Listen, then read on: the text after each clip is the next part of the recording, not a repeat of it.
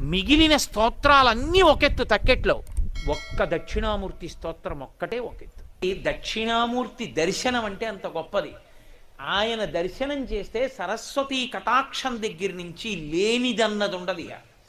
ఏదైనా ఇచ్చేస్తాడు ఆయన. అంతటి పరబ్రహ్మం మీకేమి ఇవ్వలేదండి. ఇంకా ఏ లౌకికమైన కోర్కెల దగ్గర నుంచి మోక్షం వరకు ఇవ్వగలడు. కరతలామలకము, చేతిలో ఉసిరికై, మౌనవ్యాఖ్య